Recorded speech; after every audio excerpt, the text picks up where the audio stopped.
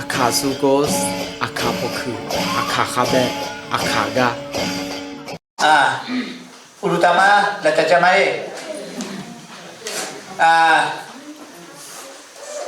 เดี๋ยวต้องเชิญอาจารย์ช่วยแปลให้หน่อยโอเค太多的那个我们要老什么？比中国多种啊，是啦。批的我参加多。看到没有？看到吗？弄一点是啦。那还没得。อาคาดอมาสุปูดิ 啊，看到不变的时间， ไม่แข็งแรง 来花我还讲这里看到没有咯？啊，看米拉些糖了，这边有些弄好是啦，看看表来没有什么呢？ โอเค 啊，表多少斤是？ วันนี้ก็ขอบคุณพระเจ้าที่มีโอกาสจะแบ่งกันข่าวประเสริฐ 你那按讲说完个，每个人家求嘛，几不大米呢？那还切个人到个高也没了不大米呢？ มนุษย์ทุกคนนะครับสิ่งที่มนุษย์ทุกคนต้องการมากที่สุดคืออะไรในชีวิต 错的话，那路在这，类似那种路在这个节哈， คิดว่ามนุษย์ต้องการอะไรมากที่สุด 错啥个节路在啦，路在节， ความรอด ใช่มนุษย์ต้องการความรอด 错的话那路不一定路没。 ทุกศาสนาเกิดขึ้นเพื่อต้องการความรอด มีสาวตาเราสักโหแล้วตัวเราเถอะปีปุ๋ยนี่ก็ถูกแล้วตัวเราเปลี่ยนได้ไหม มนุษย์เนี่ยทั่วโลกจะมีคำถามอยู่5คำถาม มีสาวของเขาตาที่พี่เปียนี่น่าหาต่อหน้างาต่อยาวได้ไหม คำถามแรก จะไปต่อ ถามว่าพระเจ้านี่มีจริงไหม มีเยอะเดียวมาจงไม่ละแล้วน่าหาต่อ คำถามที่สอง นี่ต่อสิต่อน่าหาต่อนี่ต่อสิต่อ โลกนี้มาจากไหน มีสาวเสียกันเนี่ยเปลี่ยนตัวละ คำถามที่สาม สุ่มต่อสิต่อ มนุษย์เกิดมาจากไหน ชอบหากันเนี่ยเดียว แล้วก็คำถามที่สี่ ต่อสิต่อ มนุษย์อยู่ในโลกนี้เพื่ออะไร ชอบจะคือมีสาวตาอยู่เดียวคือจีก็ถูกได้ท่า แล้วก็คำถามที่ห้าเนี่ย งาต่อสิต่อ ตายแล้วไปที่ไหน งาชิวแต่หน้ากายจะอีท่า นี่แหละครับคือสิ่งที่มนุษย์ทุกคนต้องรู้ เพื่อชอบอยู่ว่าเราอย่าสิญญาไปก็ต่อเปลี่ยนไหม เราจะแกล้งไม่รู้ก็ไม่ได้ มาสีแล้วอย่าตัวมาเยี่ยมาใช้รถเด็กๆมาโจเนี่ย แล้วก็คำถามที่ทุกคนอยากรู้ก็คือว่าเราจะรู้ว่ามีพระเจ้าได้อย่างไร ตัวนั้นคนเนี่ยน่าเขาต่อที่ต่อพัดดูแล้วไหมมีเยอะจบไปแล้วง่ะอยู่สิญญานุ่มและน่าเขาต่อที่ต่อพัดดูว่าไหมนะ พระเจ้ามีเราจะรู้ได้ไงว่าพระเจ้ามีจริง มีเยอะเดียวมาจบไปแล้วอาจจะอยู่สิญญานุ่มน่าเขาต่อไปเลยอาจจะเงี้ยคนนั้นเนี่ยเช่นมีเยอะจบไปแล้วอาจจะอยู่สิญญานุ่ม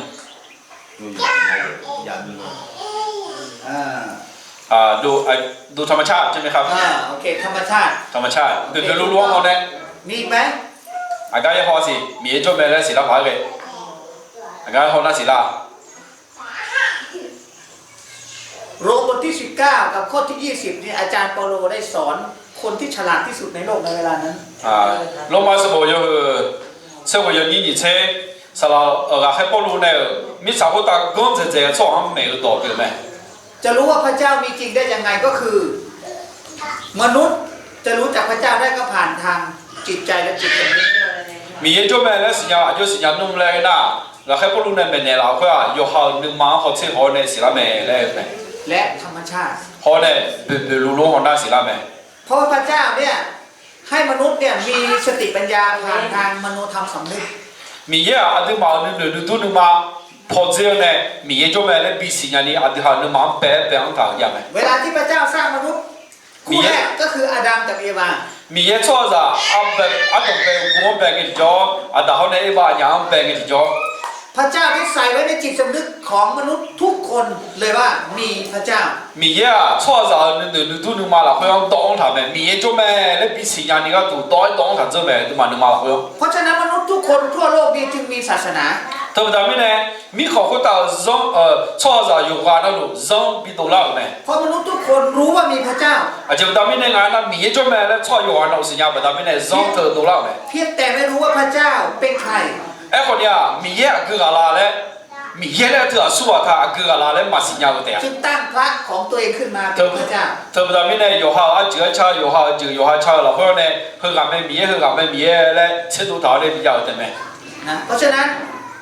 มนุษย์ทุกคน มีศาสนาต่างๆขึ้นมาเนี่ยไม่เพียงแต่รู้ว่ามีพระเจ้า错啥有好生有好正路老快米也就买来是要得么个。แต่รู้ว่ามีชีวิตหลังความตาย哎，好呢，日久的那，日拍家是错好啥个的，我讲的久的那，就日拍的大家是来女不达米的好呢，让生活头努了呗。และรู้ว่ามีการพิพากษา或者那，也很到也来是也不达米的 และ 生 รู้ 努 ว่า 了 มี 呗。 นรกมีสวรรค์是不能嘛叫达米好家来是也不达米的生努了呗。ทำไมมนุษย์รู้ว่ามีนรกมีสวรรค์โดยที่ไม่ต้องมีใครบอกไม่ต้องมีใครสอนเรา 而且不达米来说啥，提个嘛没了嘛没呢了好呢，是不能嘛叫达米好家了，就是人家的说啥，提个嘛没呢了好呢。เพราะว่าพระเจ้าได้ใส่ไว้ในความคิดมโนธรรมสำนึกและในจิตใจของมนุษย์他啊，米耶呢，错上白个呢，能买了会能都能买了，会米耶呢，当他不达米呢，错啥是样的。โอเคแล้วก็เมื่อพระเจ้าทรงสร้างมนุษย์นะครับสร้างโลกขึ้นมาแล้วก็สร้างมนุษย์ขึ้นมาเนี่ยพระเจ้ามีจุดประสงค์อะไรในการสร้างมนุษย์米耶米红白哦，米长白哦，错上白的那。白会阿个节阿票不装白他，错上白多了头阿个节阿票不装白他。มีข้ออยู่พระคัมภีร์อยู่ข้อเดียวที่บอกว่าพระเจ้าสร้างมนุษย์มาเพื่ออะไร这两头提到要的咩？米耶错上白个阿个节个都白他了。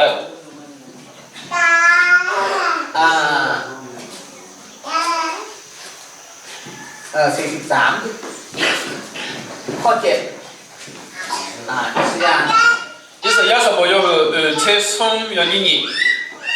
意思也是没有才送要你你了，要你洗了会。米错上白个阿个节个都白他了，这个帮他呗。นี่คือข้อพระคัมภีร์ข้อเดียวที่บอกว่าพระเจ้าสร้างมนุษย์มาในโลกนี้เพื่ออะไร米错上白个阿个节票中讨论白他了，这两头都提到要的咩？ขอมี1คนช่วยอ่าน第二跟那些阿卡多呢这里，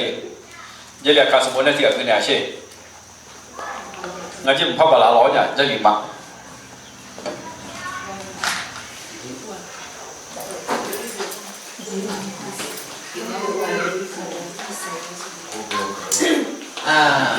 อิสยาห์เขียนยังไงสละ意思一样。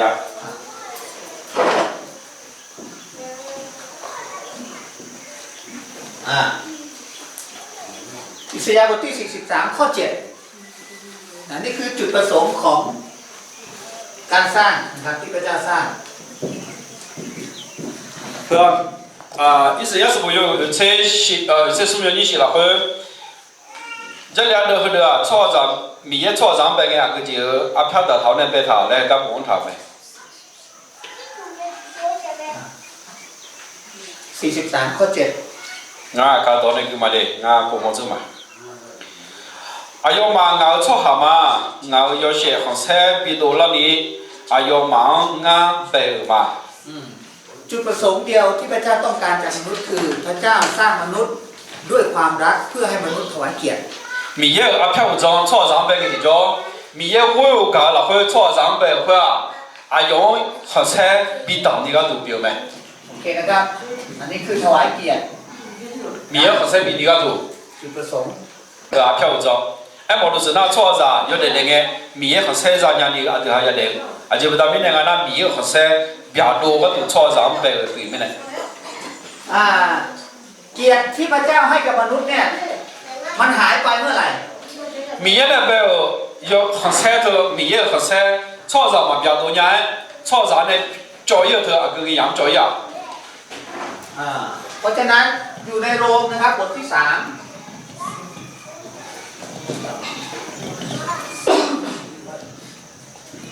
罗马什么有送？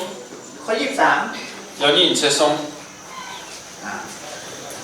ภาษาไทยบอกว่าเพราะว่าค่าจ้างของความบาปคือความตายแต่ของประทานจากพระเจ้าไม่ใช่เพราะว่าทุกคนทำบาปและเสื่อมจากพระสิริของพระเจ้า这了后头那错用啊，那种一般我米也有写那天包嘛大就买那不上没。คำว่าเสื่อมจากพระสิริของพระเจ้านะครับก็คือตั้งแต่อาดัมกับเอวานะครับที่กินผลไม้ที่พระเจ้าห้ามและพระสิริของพระเจ้าก็ออกมาจากตัวเขา米也有写红菜嘛大表也会啊，我就老一定要看着大好一把呢，一般我的那是嘛比早是会比较早的那会红菜会教育没，米也有写会教育没。นะครับเมื่อมนุษย์นะครับหลงหายและเสื่อมจากพระสิริของพระเจ้า米耶有写的他创造表一个叫。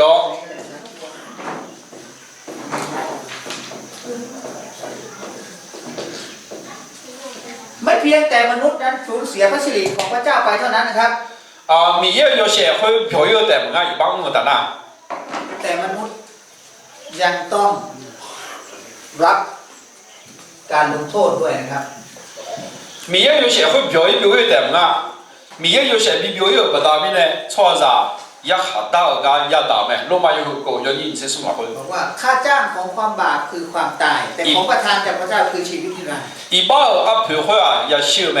ไอ้好米耶可能有脏会啊我妈妈比是也了解表咩เพราะฉะนั้นในฮีบรูบทที่9นะครับเห็นพี่什么有我บทที่9ข้อ27จึงบอกว่ามีข้อกำหนดสำหรับมนุษย์ไว้แล้วว่าจะตายครั้งเดียวหลังจากนั้นจะมีการพิพากษาเห็นพี่什么有你这些了会啊老朝天啊写的呢我妈妈比是提前来呢不写的呢我妈妈比是一下大个也领我们来没นี่ครับเป็นสาเหตุที่พระเจ้าต้องเขาเรียกว่ามีแผนการที่จะให้มนุษย์ได้รับความรอด特别呢，创造不会只让人米也能跑到头家没，偏跑到他家没。โอเคคำถามที่สองคือ那好多你知道นะครับคืออะไร不会只来特个吉他ความรอดคืออะไร不会只特个吉他ผู้ชายก่อนความรอดคืออะไร里头那些不会只来特个吉他这样不会改啦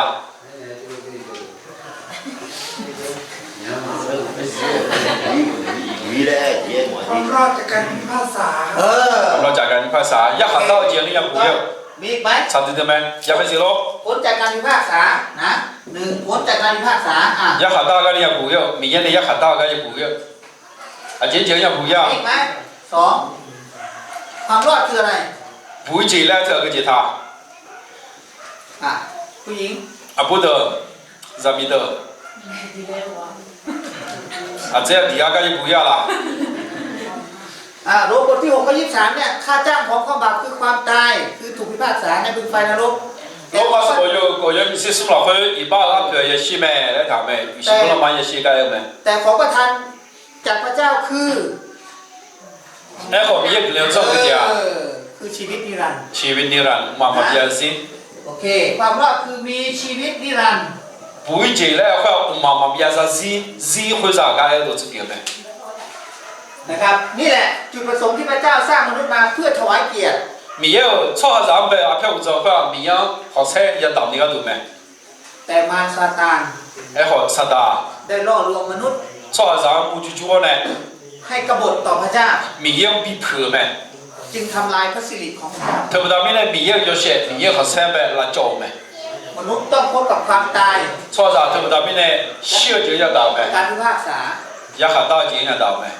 เพราะฉะนั้นพระเจ้าจึงต้องมีแผนการเพื่อที่จะให้มนุษย์ได้รับความรอดแต่ไม่แน่ชอบจะ不会只让人家ดูมีอาเพียวจะตัวเองด่าทางยังไหมเพราะฉะนั้นแผนการแห่งความรอดพระเจ้าจัดเตรียมแผนการแห่งความรอดให้กับมนุษย์อย่างไรมีชอบจะบีร้อยนี่อาเพียวอยู่ด่าทางแล้วนะบอกตัวอยู่ด่าทางละชอบจะบีร้อยนี่บอกตัวอยู่ด่าทางละแผนการความรอด不要不多，比不要不多，就到他了。ในปฐมกาลบทที่3เมื่ออาดัมเอวาทำผิดทำบาปแล้วพระเจ้าไล่เขาออกจากสวนเอเดนต่อไปสมัยอยู่เดิมมาส่งเราไปบนทางได้ป่ะหันอย่างอีบ้างอเนี่ยมีเนี่ยอินเดียคงมีแทนตรงกันจ่อบทที่3ข้อ15คือพระเจ้ามีพระสัญญาต่อไปสมัยอยู่ส่งนี้เจ้าเราไปมีเนี่ยสัญญาจัดเท่าเดียวไหมต่อไปสมัยอยู่ส่งนี้เจ้าเราไปมีเนี่ยสัญญาจัดเท่าเดียวไหมมีใครอ่านได้ไหมส่วนคุณยังจะเลยจะคุณยังเช่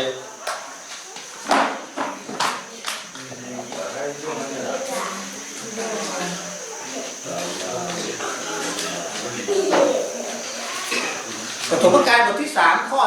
15ต่อไปสมัยอยู่ส่งนี้เจ้า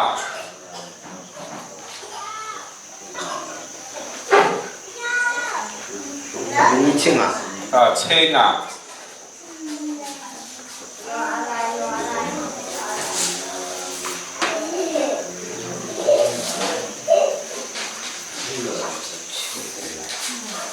他的白什么有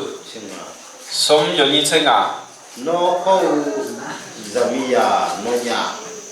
nonya yoka tiga muni nga tuma ayo zatu ko no zatu amyon tiga munte ayo zatu no gadu no udu no udu no udu no che o ayo ma kunyo no tu te le ene me พระเจ้ามีแผนการและพระสัญญาแห่งความรอด 米耶报道要比不比老有参加杂头样没？ พงศ์พันธุ์ของมารคือพงศ์พันธุ์ของงูนั่นก็คือมารซาตาน 啊，老这个查来会撒旦那个没？ แล้วก็พงศ์พันธุ์ของหญิงนั้นคือภาพของพระเยซูในอนาคต 咱米尔这个查，咱们过这个查那会呐，看如跑比不比老有个讲大了没？ เพราะฉะนั้นนี่คือแผนการของพระเจ้าที่พระเจ้า จะให้พระเยซูมาเกิดมาตายบนไม้กางเขนเพื่อไถ่บาปให้กับมนุษย์ทุกคน 他米耶来报道都他耶稣可以比得了，错在有话那路一般比偏比不比老有那都耶稣可以比得了，来偏大他该有都是 เพราะฉะนั้นวันที่พระเยซูคริสต์ได้ตายบนไม้กางเขนและทรงฟื้นขึ้นจากความตายนั้นพระองค์มีชัยชนะเหนือมารซาตาน แต่咱们呢，耶稣可以来，然后大小如跑不得了会哎呦得了会撒旦个那个阿爸叫没？ พระคัมภีร์ข้อนี้บอกว่าเจ้าจะทำให้ส้นเท้าของเขาฟกช้ำ 这里我说个是也这两个了会呐，孬咱们这个查啥的去孬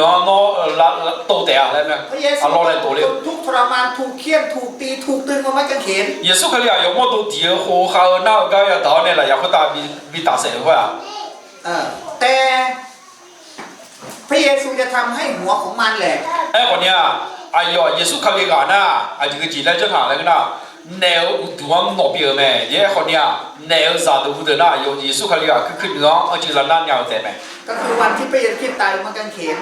耶稣来也会打也是哎， เหมือนเอาไม้กางเขนนั้นตีหัวงูให้ตาย 来也把那多那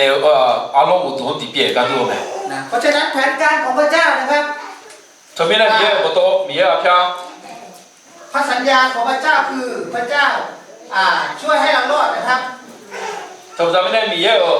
ในบท 三家在头的啊。 ข้อที่21 米也是家在他的呀，错咱们不比老一个多没，老二多没什么有说明你这点会摸了没？ เครื่องบูชานะครับหรือว่าแกะ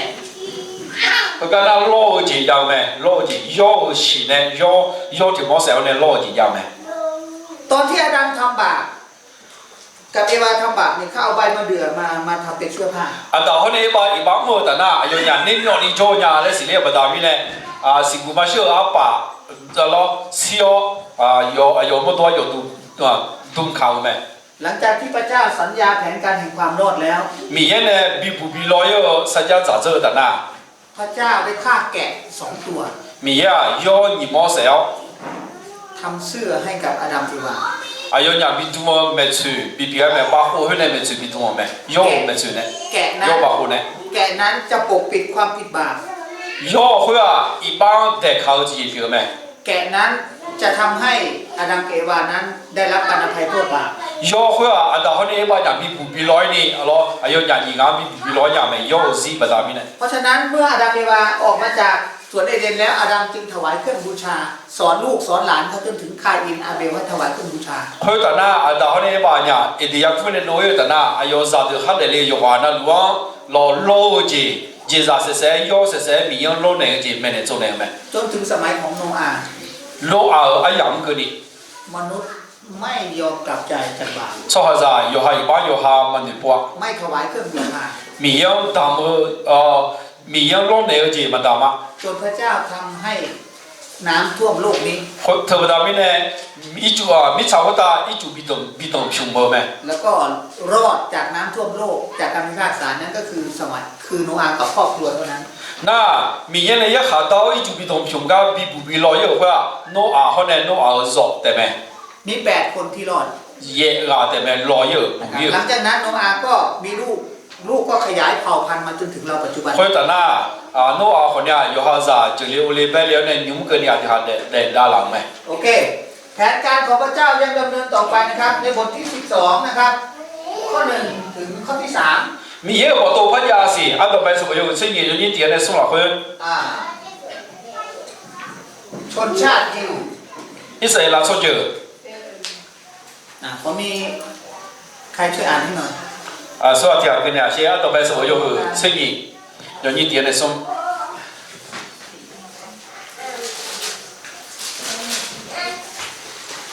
เวลาข้องอ่านไม่ใช่ 啊，那个嘛嘞，啊，比方说旁边也很多爱那个咩，脑米行脑哎呀，你的好脑你往脑别这样，俺脑没那个米行要，脑啥脑不得俺比就比我了，米茶或者出名多出就的就比别了嘛，脑啊长个人比要出下，提个别那个呢。 那侬个人表草苗比多嘛？侬个人表出行，俺个人表，侬呀还要出行，俺也还要嘛？侬会要出就的道路，侬会要出就的道路，俺个人表嘛？ นี่คือพระเจ้าเรียกอับราฮัม คือมีอย่างนี้อับยาหังคู่ต่อที่ทราบอยู่ไหม เป็นบรรพบุรุษของอิสราเอล อิสราเอล出就อับพีอยู่ไหม เพื่อจะให้พระเยซูมาเกิดมาตายแล้วก็ไถ่บาปให้กับมนุษย์ทุกคนในโลกนี้ อับยาหังอาจจะชาวเราเพื่อนเนี่ยเยซูคริสต์ไปได้แล้ว出就แล้วนี่ไม่ทราบว่าต่อชอยู่วันนั้นว่าว่าข้าหัวก็ดูเดียวไหม พระคัมภีร์บอกว่าและบรรดาเผ่าพันธุ์ทั่วโลกจะได้รับพระพรพระเจ้านั่นหมายความว่าทุกคนจะได้รับความรอดผ่านทางชนชาติอับราฮัม มีคน出就到道路มีคน出就到道路脑破呢可能啥的了会อับยาหัง啥อุป呢ชอบอยู่วันนั้น不会จีบ啥你看ดูว่าโตเดียวไหม พระเจ้าเรียกอับราฮัมออกจากบ้านออกจากเมืองออกจากญาติพี่น้อง มีอับยาหังกูกันจ่ออยู่หาอยู่ว่าอยู่หาเยอะนี่อยู่หาพัวเนี่ยปีโตเยอะไหม บ้านคือมรดกที่พ่อให้เขา 你话阿达妈那比了几比表没？ เมืองคือเมืองที่นับถือรูปเคารพ 铺爱话，没爱话，他怕妈妈讲，我都谈没铺表没？ ออกจากญาติพี่น้องที่ไม่ยอมนับถือพระเจ้าแล้ว 米样有时候毛包，米样完全哎呀，你呢比多有该有都是表没？ พระเจ้าเรียกอับราฮัมออกมาเพื่อที่จะให้บรรดาเผ่าพันธุ์ทั่วโลกเนี่ยได้รับความรอดผ่านทางเชื้อสายของเขา 米样比行苦话，阿比行阿只要他怕呢，米很少到道路比不比老几，比啥你个都要苦。 นี่คือแผนการและพระสัญญาของพระเจ้า 是啊，米样不多表，米样三多嘛三家表没？ อับราฮัมมีลูกชื่อว่าอิสอัค 阿比行哎呦阿里一扎条的了没？ อิสอัคมีลูกชื่อว่ายาโคบ 一扎好像哎呦阿里条叫没？雅各来过。 ยาโคบก็มีลูก12 คน 雅各那啥青年叫咩？ แล้วก็เป็น12เผ่าอิสราเอล 以色列出就老乡出就是啥青年就来摆咩？青年股来摆他咩？ พระเจ้าเลือกมาหนึ่งเผ่าก็คือเผ่ายูดาห์ 青年股老乡提股面来炒咩？或者犹大股。 บทที่38เนี่ยนะครับจะพูดถึงยูดาห์เผ่ายูดาห์ 啊，到摆什么有什么嘢老乡都嘛马浪呢？什么嘢都嘛马浪呢？犹大出就犹大股眼口头多表咩？ โอเคเดี๋ยวอันนั้นเราไปอ่านเอาเองนะครับเผ่ายูดาห์นี้ก็กว้างไปเลือกมาหนึ่งครอบครัวเท่านั้น 啊，这那要佢哋都嘛什么嘢老乡呐？犹大阿股老乡犹大出就老乡攞绕去绕面嚟炒咩？ นะครับพระเจ้าให้อิสราเอลไปเป็นชนชาติใหญ่อยู่ที่อียิปต์ก็คือพระเจ้าส่งโยเซฟไปก่อนและโยเซฟได้เป็นนายกรัฐมนตรีของอียิปต์แล้วก็เอาอิสราเอลไปอยู่ที่นั่น 米呀，有些我要把一级都米行比较有没？有些一级都米行交给伊拉莫拉的呐，哎呦啥的，哎呦打啥的，哎呀你的小个一级都米行交有没啦？好交有没？ เพราะฉะนั้นเขาเป็นทาส400 ปี 会讲也好交没？ แล้วก็พระเจ้าได้เตรียมนะครับโมเสสได้นำเขาออกมาจากการเป็นทาสที่อียิปต์ 以色列说哈，一级都米行交有也好好啦的呐，莫是会要莫是呢？以色列说行被小路来有没？ นะหลังจากนั้นเมื่อออกจากอียิปต์แล้วพระเจ้าก็ประทานธรรมบัญญัตินั้นให้กับอิสราเอล 一级都米行呢，以色列说多了的呐，米呀，哎呦忙扔到不到比那个要没？ การจะเป็นประเทศใหญ่ได้จะต้องมีประชากร嘛普普嘛出去就嘛米可好嘛比别啦会啊人那把地出下也做咩 ประมาณ1 ล้านคนที่ออกจากประเทศอียิปต์นั้น 一直都米好呢都啦一岁啦出去啊提拉姆个一个你做咩 2เขามีเขาจะต้องมีธรรมนูญหรือว่ามีกฎหมาย 米可提好别啦来话你这会啊让到好到我那让生活也叫咩 พระเจ้าจึงให้ธรรมบัญญัตินั้นเป็นธรรมนูญและเป็นกฎหมายให้กับอิสราเอล 对不对？明天让生活跑呢，明天让到好到跑呢，一岁啦做好好少这比别的都明天比呢让到好到让生活表咩？ หลังจากนั้นก็นะครับจะต้องมีแผ่นดิน 或者呢，甚至米茶也叫咩？ เพราะฉะนั้นเขาจึงได้ครอบครองแผ่นดินอิสราเอลในสมัยของโยชูวา 对不对？明天要求啊，要了会一岁啦做下，一直都米行呢多啦做的，要求啊，让给啦的呢，啊要买米茶造咩？ โอเคแต่ว่าพระสัญญาของพระเจ้าแผนการของพระเจ้าแห่งความรอดยังดำเนินต่อไป 哎，好呢啊，明天呢比不比来嘛呢，无多头，好呢啊，到嘛参加会啊，也如啊是。 2 ซามูเอลบทที่7ข้อ16 你什么啦？什么要写？你这个。 พระเจ้าทรงสัญญาว่าจะให้พระผู้ช่วยให้รอดมาเกิดในเชื้อสายของกษัตริย์ 明天的我们参加讲买了，比老有提个比老呢一岁啦做行比老有提个，比如会大比就要强迫呢，比如嘛呢参加这他家没？ เห็นไหมครับเผ่ายูดาห์มันก็ใหญ่ไป 有的做就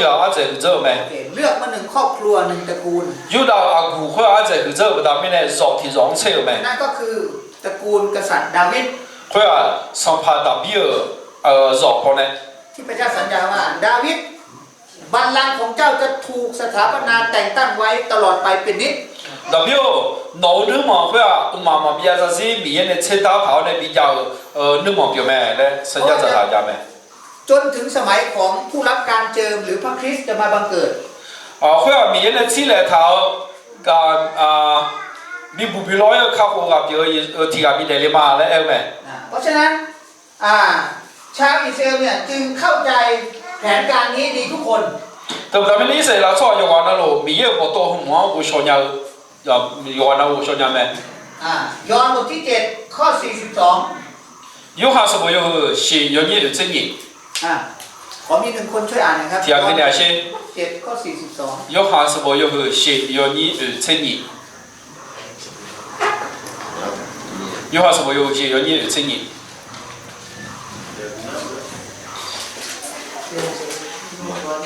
这里跑都要啥没？你 ย 话？ อห์นบทที่7ข้อ42有还是没有是要你有正义？ ใครเจอก็อ่านได้เลยครับ 是吧？不摸嘞，跳过的，是吧？过的，不摸，跳不摸个。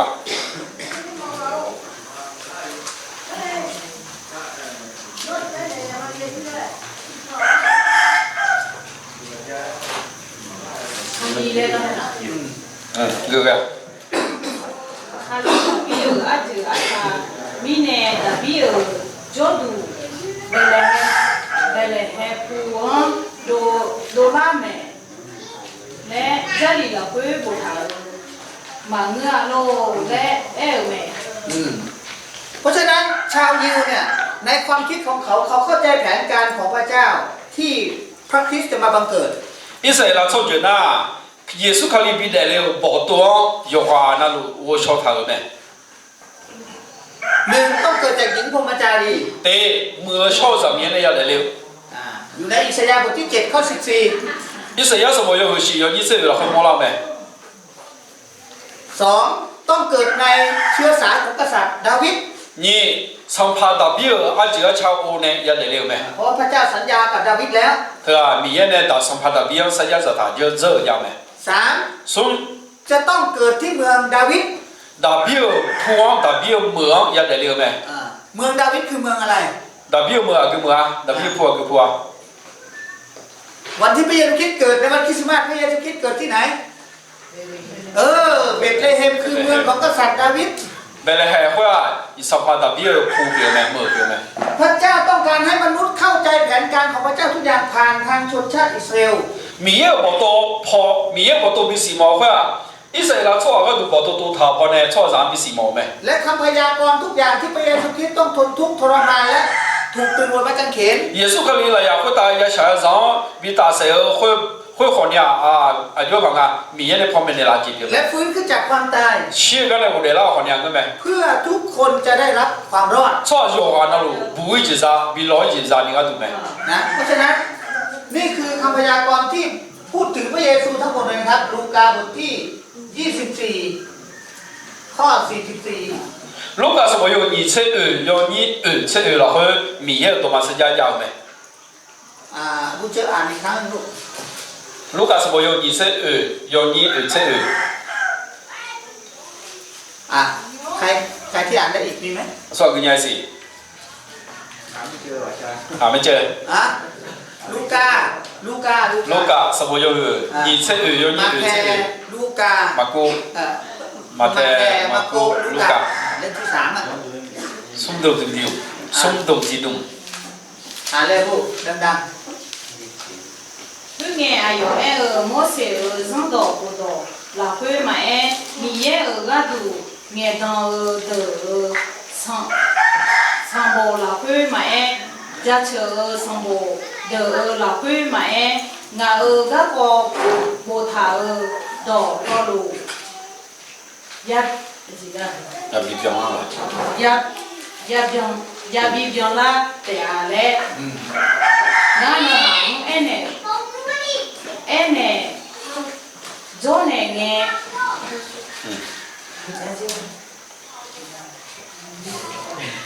để chỗ này nghe em nè thả mà lẽ em nè ๆอาเมนเพราะฉะนั้นพระเยซูจะบอกว่าพระคัมภีร์ที่พยากรณ์ถึงเราทุกเล่มตั้งแต่โมเสสหมวดสดุดีหมวดผู้เผยชนะทุกถ้อยทุกคำนั้นที่เล็งถึงเรานั้นจะต้องสำเร็จ 耶稣看你呢，我个人都没爱头没咯啊。莫说是我了会买家求阿妈莫了家求是我了会买，面个都爱到草的呢，爱到头到路买。耶稣看了了会推没了，他推没到道路也比别了买了，耶稣看你呢买到他到边 เกิดจากหญิงพรหมจารี 莫小上面呢来了， ในเชื้อสายของกษัตริย์ดาวิด 上班到边就要查了我呢来了， เกิดที่เมืองดาวิด 到边莫了会来了， และต้องตายบนไม้กางเขน 来也会大家写个个。 และวันที่3ทรงฟื้นขึ้นจากความตาย 送到天堂写个呢，我来了个个。 นี่คือรากฐานข่าวประเสริฐที่เราจะรับความรอด 对啊，阿对嘛不会就是讲你那还去个人到高等个咩？ 1 โครินธ์บทที่15ข้อ3ข้อ4第个里头什么有称啊，要你说呢第个里头什么有称啊，要你说呢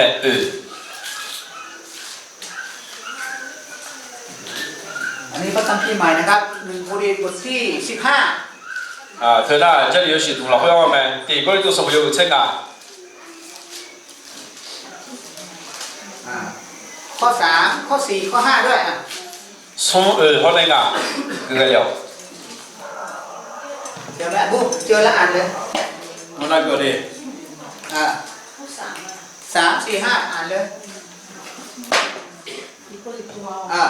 15 ข้อ3ใช่ไหมครับ ข้อ3ครับ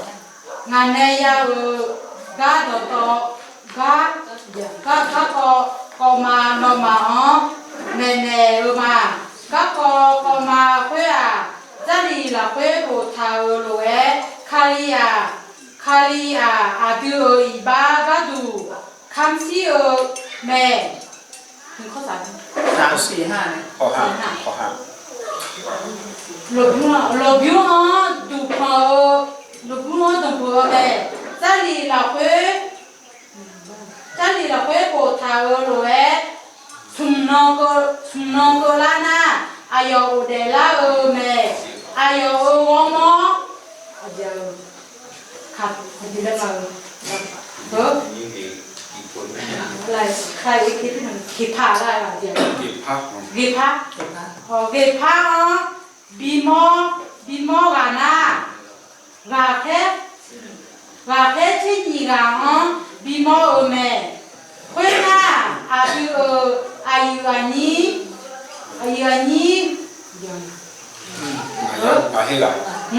ngà ya thế là chơi đi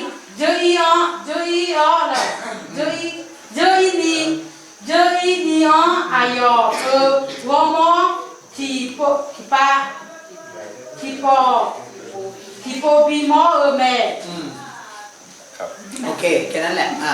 เพราะฉะนั้นนี่คือข่าวประเสริฐที่อาจารย์เปาโลรวบรวมทั้งหมดว่า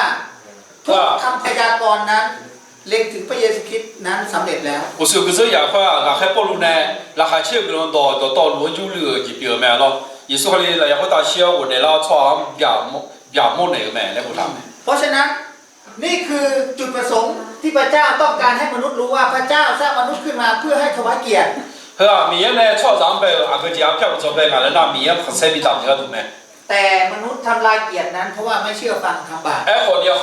很彩会么？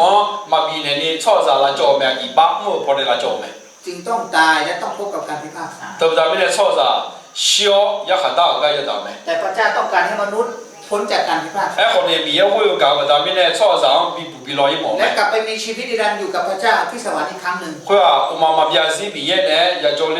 你毛没？ พระเจ้าจึงจัดเตรียมแผนการแห่งความรอดนี้ไว้ 特别呢，从这天个个叫比老一毛都明年都 สัญ 好 ญา 家 กับ 没？ อาดัมเอวาจนถึงลูกหลานอิสราเอล 会啊，大一帮呢，十家石头，一岁了，做航母呢，十家石头家没？ และทุกคำพยากรณ์สำเร็จแล้วในพระเยซู 会啊，毛多头叫摸头，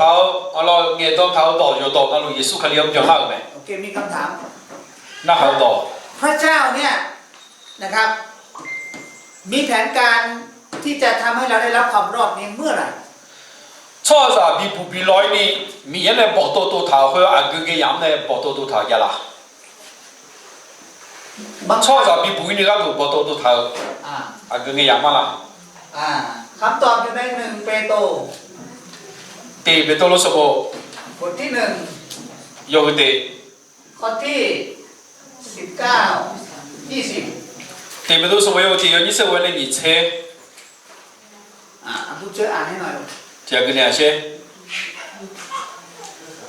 หนึ่งเปโตรบทที่หนึ่งข้อ19 20对别多什么有对， อ่านตั้งแต่18เลยจะได้เข้าใจ 有你猜人呢，比那怕我晓得哪些？猜人呢，你猜。对，别多了什么有对，有你猜人呢，你猜。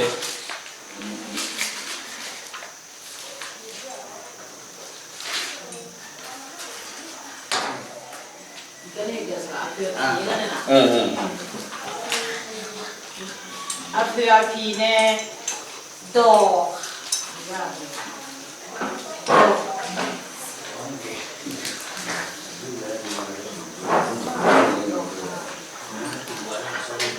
เอาเพื่อนพีเนี่ยดอกคาเลอร์ซังยาบุยนี่อายุนอมาข้าหัวนอมาข้าหัวแม่ผี表演呀护士啊，护士啊，收拾呢？护士啊，我要看过嘛个啊，阿婆发的这个嘞，阿婆发的这个看的是呢看过没嘞，那嘛是呀没，喜欢啊。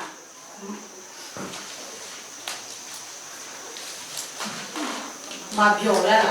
喜欢啊，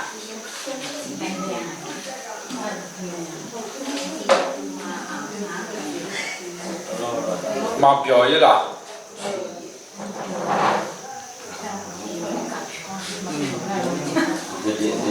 嘛皮嘛家，喜欢啊，嘛漂亮。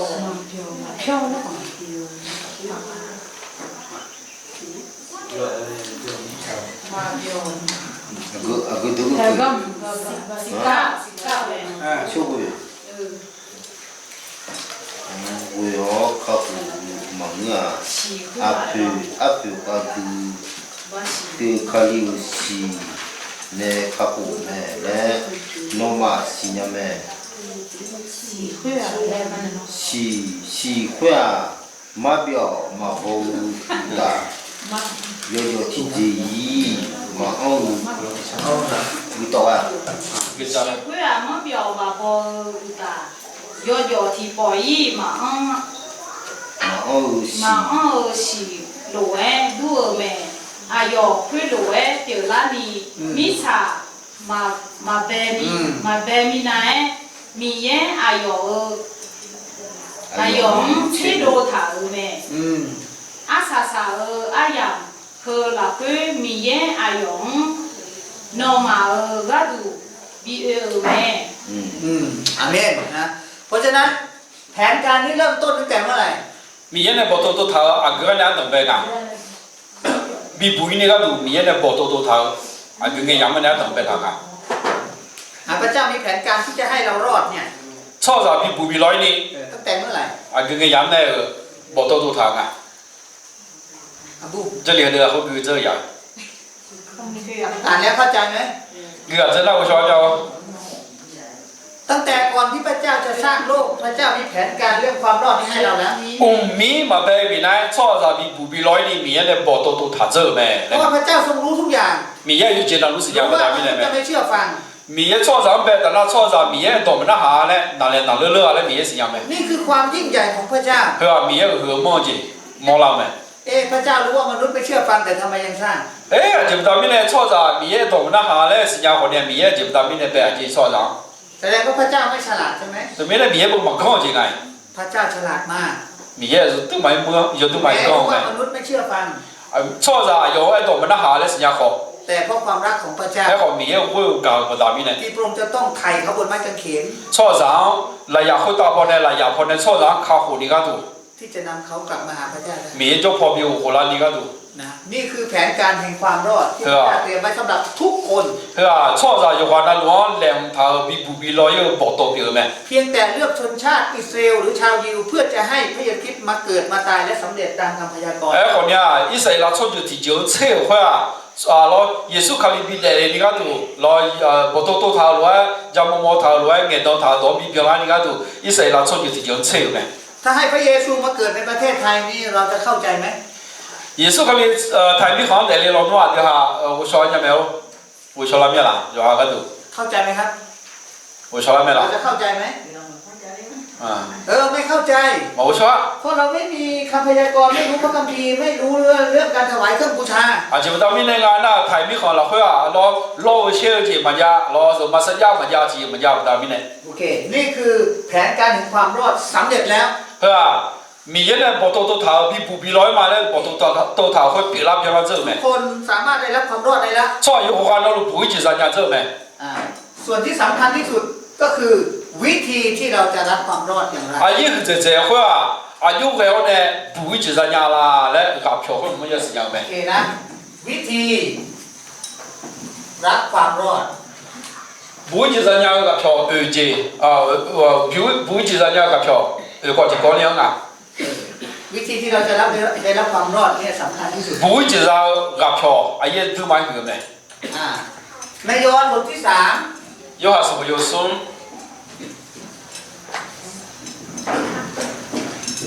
บทที่3ข้อ3และข้อ5有还是没有送？要你送好，要你啊， วิธีรับความรอด 是吧？不会去参加个票，不会去好个票。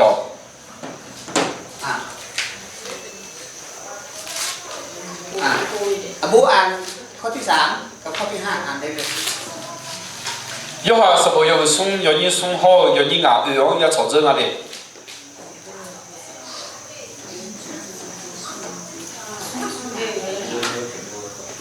ยิสุเอก็นั่นแหละสิ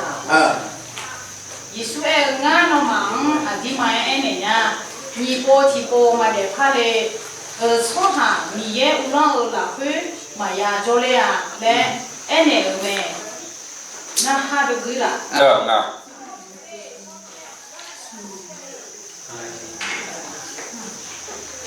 耶稣哎， ยิสุเองานเราหมังอธิมาเอเนี่ยอีจูหลักคือพ่อยศมีเยหลักคือมาเดี๋ยวพาลาหน้ามีเยอุลาหลักคือมายาอุเลียสีใช่พักดูสิละ 这个没？ โอเคขอสละอ่านอีกครั้งได้ไหมบทที่3ข้อ1ถึงข้อที่5那要你点那个多来嘛的？你个对了没有？有到炒下，哎呀，出题个叫咩？哎呀，拍的菜我炒下题个咩？题目啊，耶稣教个，哎呀，了，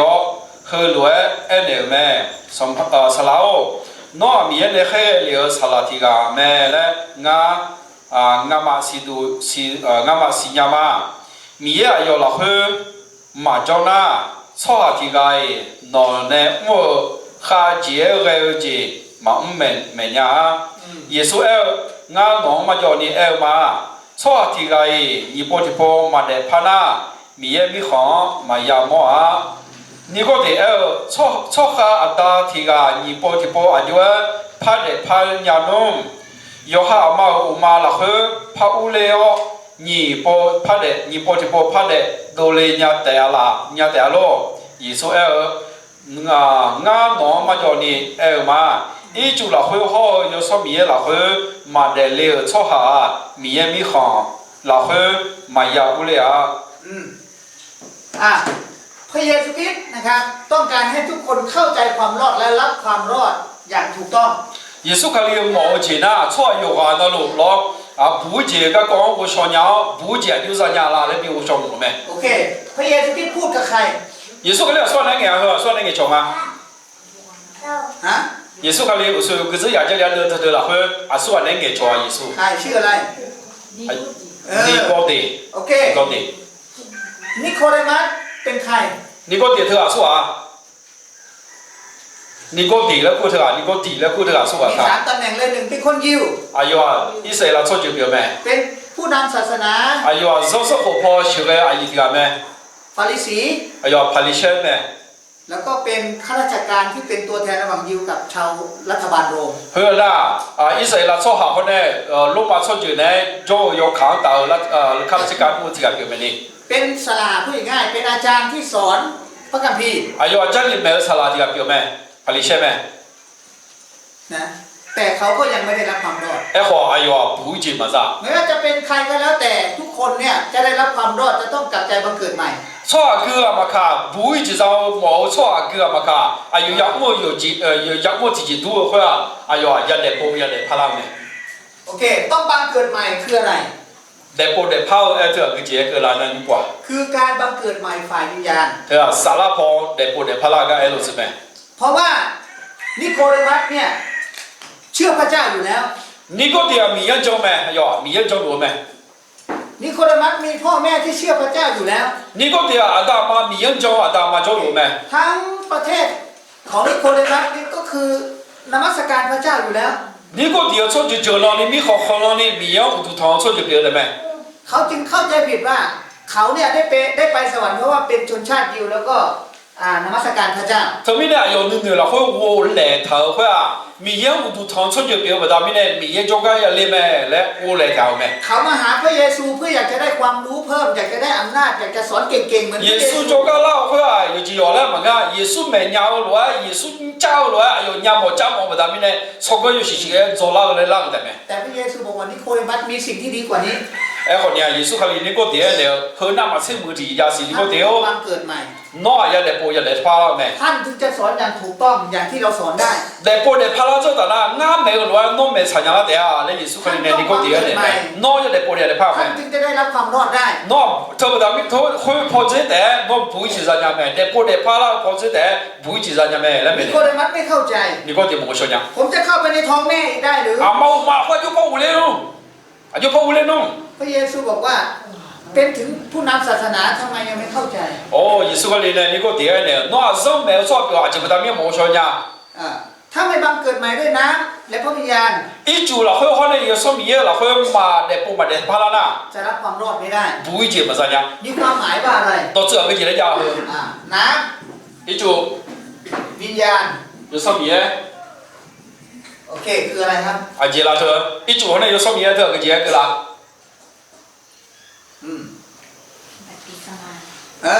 คือบัพติศมาถูกต้องแล้วบัพติศมามันก็เราสุดยอดแม่มาจอนี่เพราะฉะนั้นถ้าเราไม่รับบัพติศมาเราไม่รอดใช่ไหมบัพติศมามันน่ะบุญเจียมาซาโลนะงั้นไหมล่ะบุญเจียมาบัพติศมามันชอบบุญเจียมาซาโล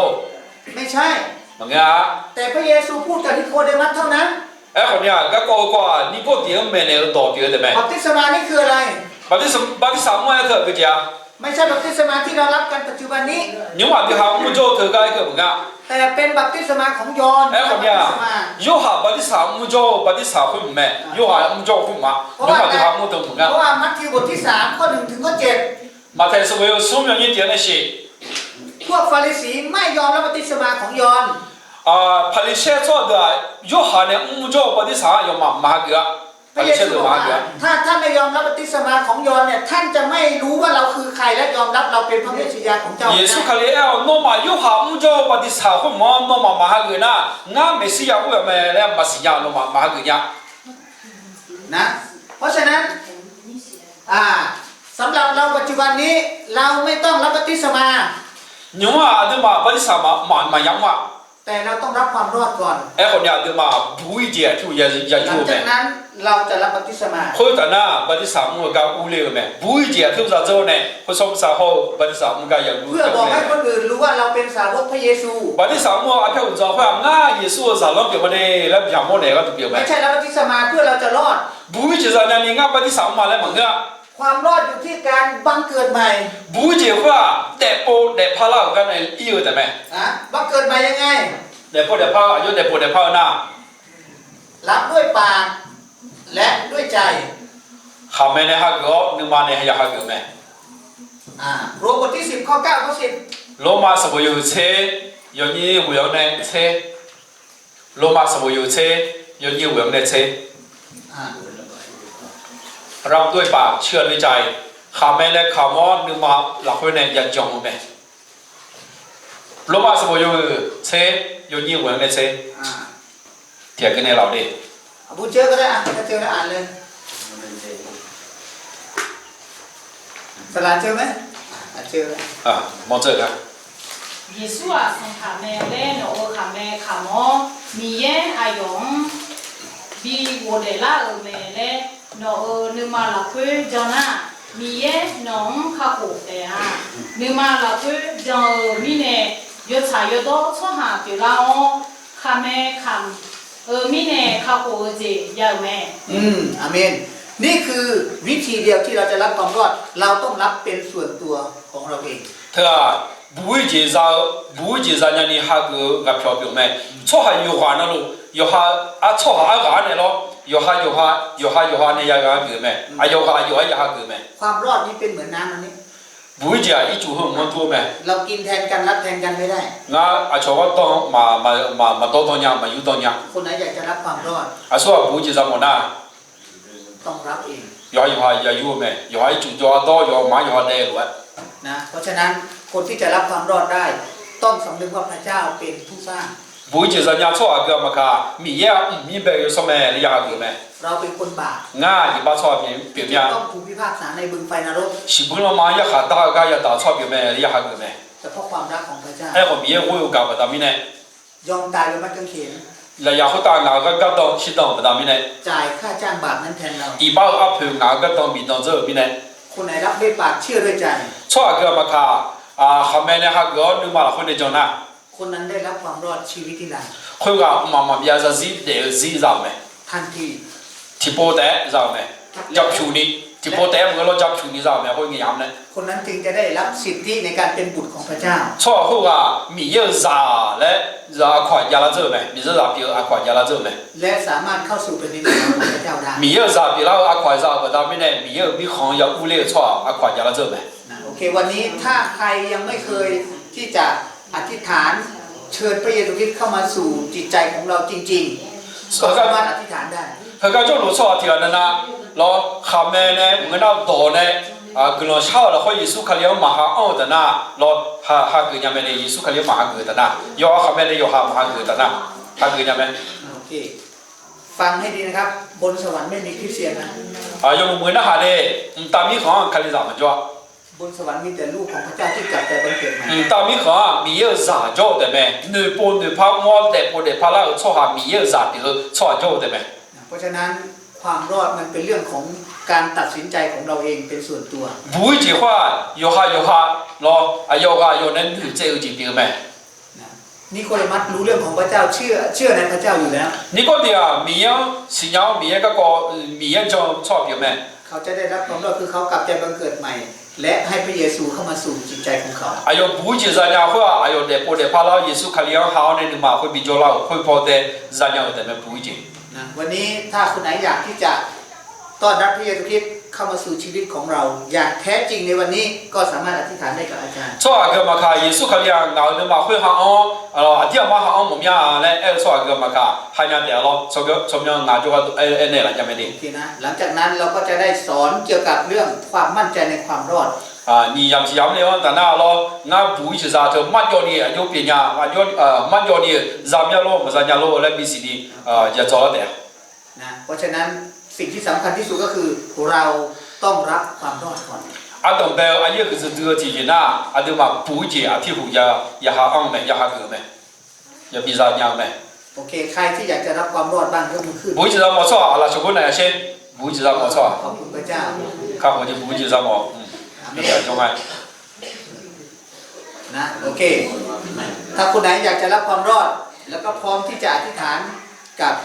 สลานะครับก็สามารถอธิษฐานได้ถ้าคนไหนยังไม่พร้อมก็สามารถที่จะอธิษฐานหรือว่าบอกกับอาจารย์เป็นส่วนตัวก็ได้ 阿个嘛卡不接啥没呐，然后俺那个人下桥娘没的，哎好娘，阿个嘛卡阿去下到那好娘，要多多要几几个俺就该你了，也没的。 วันนี้เป็นวันที่เราเริ่มต้นกับพระเจ้าอย่างถูกต้อง อิน และ น่า ความรอดจะเป็นของเรา 100% 因那米了会要东北，有菜到了会要东北呢，不接提也不是米啥呢，然后这个阿东北阿弄表没的。 โอเคถ้าคุณไหนที่พร้อมก็สามารถอธิษฐานกับอาจารย์ได้ 啊，到那刚不接啥么样嘞？阿拉全部错的咯，买阿拉嘛全部错的买嘛，这个路俺那个人下路下错那样的，就看到啦，就老面的那条要咯。 งากำลังชาลวยงาไม่นอนชาชนเนี่ยดีงาที่ต่อแล้วเงี้ยได้เลยนะงานได้เลยนะตัวจีนี่งานเนี่ยเงี้ยรวยกำลังชาปูเนี่ยดีอาดามีเยโอกำลังซอยหือเมียอินน้องปุ้ยก็ก่อยันน่าหามาโน้ปุ้ยปัตตาปุ้ยกับปัตตามีเนี่ยบีบุบีร้อยนี่พอตัวเท่าสิญามาง่ายอีบ้าจะเกี่ยวมามามือมาโชว์มาเบียวบอชอหาชอจอรู้ดูชอหาไอ้ขอมีเยอะเว้ยกับแต่มีเนี่ยเยซูคาลิพอเนี่ยมีเยอะกับอยู่หัวล้านนี่ก็ดูเยซูคาลิเลยอยากให้ตาคำชี้เลี้ยวไหมงาอีบ้าอัพเพบีตองเลี้ยวไหมอีนางาเยซูคาลิยังหักเกมา